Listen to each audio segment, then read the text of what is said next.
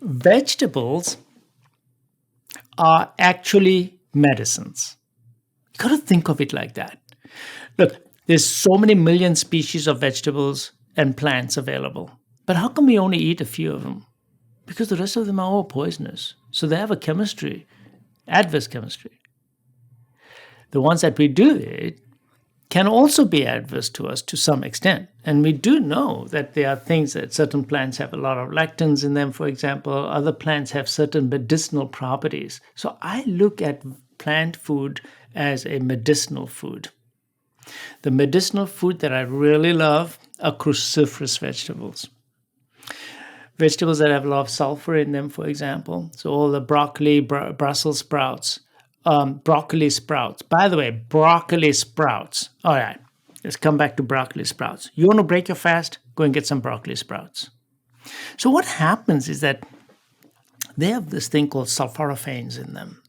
Okay, these sulforaphanes get released into your body, and they stimulate a lot of the enhance the anti-inflammatory responses in the body, and the repair mechanisms and possibly the stem cell mobilization is increased by eating those types of foods.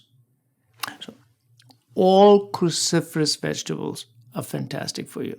All of them. So that's what I would encourage people to really eat cruciferous vegetables. I use that a lot. All herbs herbs are medicinal, and they all count as one vegetable. So if you want 30 vegetables in a week, already 7 or 8 of them are going to be herbs. So eat the herbs. I love herbs. So you got to look at herbs as medicinal food. I also encourage fermented foods when you break your fast, because now you want to reset your microbiome. So you must start eating fermented foods, and fermented foods will have prebiotics, postbiotics, everything all in there. So I love kefir, because kefir has so many different strains of bacteria. And now you want to repopulate your gut, because what did you do to your gut microbiome when you were fasting? You decimated it, changed completely. All the bacteria that rely on sugar, carbs, died off. You want to fix your microbiome? Go on a fast. If you think you got a leaky gut or you have SIBO, small intestinal bacterial overgrowth, just go on a fast. You'll fix your gut. Bacteria in your gut rely on you to feed them. And when you don't feed them, and if you have the bad guys in your gut, they'll eat your mucin and you'll get a leaky gut, right? You can enhance the growth of good bacteria in your gut by eating fiber. That's why I'm saying eat real food. Look, what's the difference between real food and all this artificial food? Yes, the biggest thing is that it's been stripped out of the fiber. The fiber's missing. Okay? Forget all the chemicals that were added to it. Even a child will tell you that there's chemicals added to this food, right? There's colorings, there's artificial preservatives. But what they don't realize is that there's no fiber in it. And the fiber is not for me. I can't digest fiber. The fiber is for my bacteria. So I want to reset my gut microbiome. So this is not just for fasting. This is for all of you, every day. Why are you feeding yourself only? For what? You should be feeding yourself and all the 100 trillion buddies that you got in your gut. They need it. And it's the good bacteria that eat fiber. The bad guys eat starch and simple sugars, right? So when you're breaking a fast, you got to eat fermented foods also, because you want to rebuild the breadth and width of the variety of the microbiome and the quantity of the good ones. The fiber brings in the bacteria that produce a lot of butyric acid. Now, why is that so important? Because butyric acid is a postbiotic. It's a product of the bacteria. In a sense, it's the poop of the bacteria. And when it gets released by the bacteria, first and foremost, it supplies energy to the colonocytes, the lining of your gut. So those gut lining get a good energy source right away. So if there's any gap junction problems, they heal themselves because now there's more energy being given to those colonocytes. Secondly, the rest of the butyric acid gets absorbed into the bloodstream, and in the body, it's anti-inflammatory. So butyric acid is your best friend. These are short-chain fatty acids, which are produced by bacteria. Short-chain fatty acids are exceedingly important. After you break your fast, and even in your day-to-day life, you need lots of butyric acid. They are produced by specific strains of bacteria. Those bacteria will flourish if you increase your fiber intake. So I can give you those species separately as a probiotic. They're not going to get there, because by the time they get down to your colon, those bacteria are going to be dead mostly, right? Even all these others where they say, oh, it's a special preparation, blah, blah, blah. Most of them die on their way down there. So what I do is, look, they're there already. When you're severely fasting, a lot of bacterial species, the good ones, reside and hide in your appendix and in certain crypts, which are the little caves inside your intestinal lining. And they sit there, and they're dormant. And when the food starts coming back again, they flourish. That's how it happens. That's how you repopulate your gut, but they need the fiber. So you break your fast, you got to eat fiber. You got to eat fiber. So you go back on inulin plus FOS. And you eat other vegetables that have fiber, because you need a variety of fiber, not just one kind of fiber. That's why I like herbs and I like vegetables of different varieties, different colors, because I'm feeding my microbiome. All these phytochemicals that we talk about, the polyphenols, oh, they're so good for me, and polyphenols are wonderful for me. They're not good for you. They're good for your bacteria. And that's a nuance that I teach my patients. That, look, you're really eating for your bacteria. So the polyphenols are taken up by the good bacteria, and the good bacterial population that you have will release postbiotics besides short-chain fatty acids. They produce tons and tons of neurochemicals, neurotransmitters in the gut. Do you know what's fascinating, Jesse, is that if we think that all these micronutrients in our blood are what you manufactured and metabolized and made, all the micronutrients, and we're beginning to realize that a lot of them actually are not made by human physiology. They're consumed by human physiology. They're made by bacteria, by your symbiotic organisms, because you, human being, you're a symbiote. You are a symbiote, more than a human being. So you have to rely on the good bacteria then. You have to rely on them after a fast, and even in your day-to-day life. You need to take care of those guys. Because if you don't take care of them, you're going to get really, really sick. And yes, you may not die, but you're not going to have a healthy lifespan. So these good bacteria flourish when you start feeding them fiber. So you break your fast, you need to take the inulin variety of vegetables with the fiber in them, right? And of course, when you clean up your diet and you're not eating all these artificial sweeteners and preservatives and emulsifiers and chemicals, man-made chemicals. Oh, by the way, why are man-made chemicals so bad for you? Is it bad for you? Well, yeah, some of them are really bad for human physiology, but a lot of them are really bad for your gut microbiome. For example, if you take these artificial sweeteners, what happens is that you're destroying your microbiome with that, because they're the ones that have the genetic ability to actually do something with that artificial chemical that you put into your gut. How is that possible? Because you only have 23,000 genes, but the total genome in your gut with all your bacteria goes into the millions of genes. And one of those genes can digest that plastic that you just put in there, or your chemical that you threw inside there, or the coloring, or the whatever it is. But in doing so, that bacterial species will flourish, and that may not be good for you. See my point? So you're encouraging the growth of those bacteria simply because you put some poison into your gut.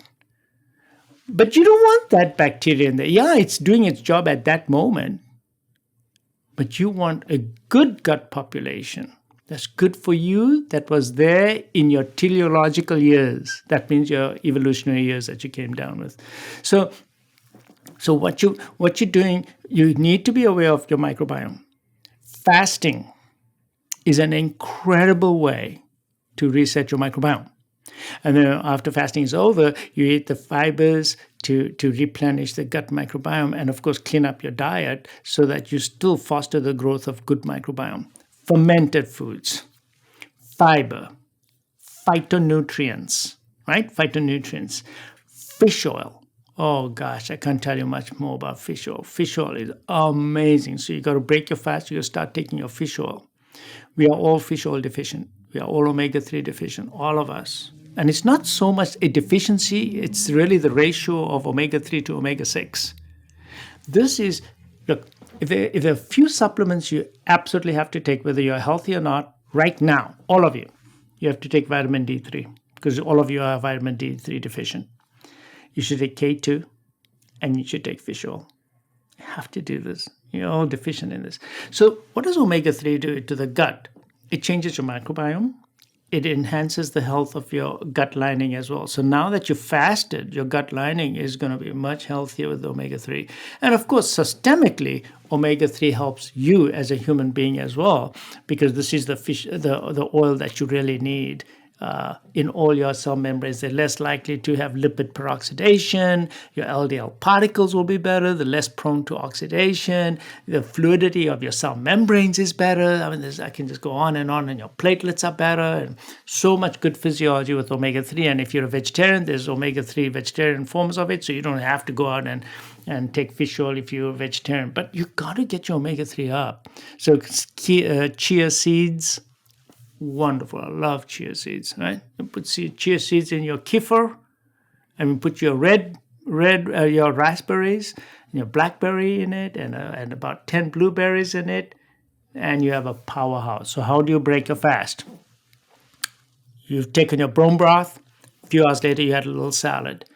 Now you take your kefir, one bowl of it, about a cup in it, and I take inulin, 1 scoop, I put it in there. Then I take 5 raspberries. Raspberries are so fantastic. There are a lot of soluble fiber in it as well, tons of it. And plus, it's got all the phytonutrients in it. I can't tell you how important raspberries are. And then I take 5 blueberries, 2 blackberries. Okay? And when strawberries are in season, I'll have 1, maybe 1.5 or 2 strawberries. Because strawberries have fantastic chemicals in them as well.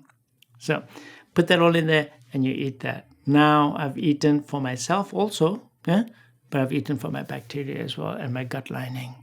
So this, and then I do that every day. This kefir every day. So you can have it as a breakfast, you can have it as a lunch break if that's what you're doing, or you can have it just before you sit down for dinner. And remember that when you are fasting, even on a day-to-day basis, you don't have to have your meal all at one time. Spread it out. Come home, put your briefcase down, have your salad, and then go check out the plants and walk around. Maybe you want to look at some paperwork that you brought home, or worse still, look at some bills that you have to pay. Spend some time doing something else. Then, half an hour later, come back and sit down and eat. Spread it out. Spread out your dinner. Maybe you'll come back and have your kefir, and then go out again for another half an hour and do something, and then come back and have your main meal. You see what I'm saying? So this is a change that we all need to make today. None of this where you sit down and you're done in 20 minutes. You've had everything, including your salad, your kefir, and your main meal, all in one meal, quickly in 20 minutes. I don't think that's a good idea. I think you need to spread it out. Your body is not supposed to get all its nutrients all in one big shot. I think it's a good idea to spread it out. So the microbiome is a neglected part of your health. And of course, it pertains to your fasting as well, but it's very, very important.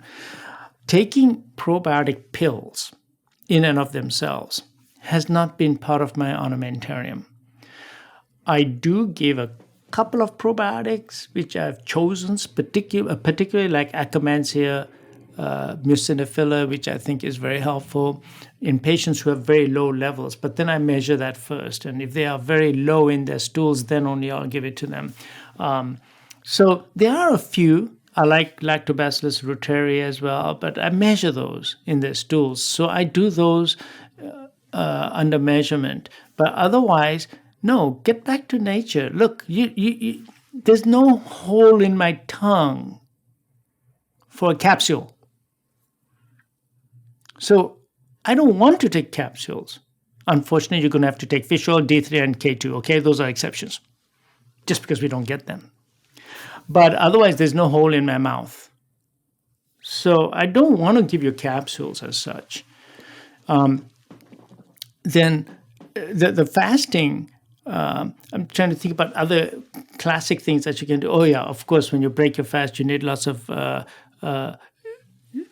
nutrients, which you want to take back. So I do tell patients to take trace elements. You must take some trace elements. Okay, trace elements are very important. Everyone needs trace elements. We don't get enough in our food. So you break your fast, you take some trace elements, just a dropper, 2-3 drops. That's all you really need. Best, put in your kefir. Your kefir won't even notice the difference. Play it up. Cocoa. I love cocoa. Break a fast with some cocoa powder, organic cocoa powder. It's mostly soluble fiber, and it's a great tasting. You just take a scoop and you put it in your kefir, mix it up. Right there, I'm giving you a gem right there. Right there.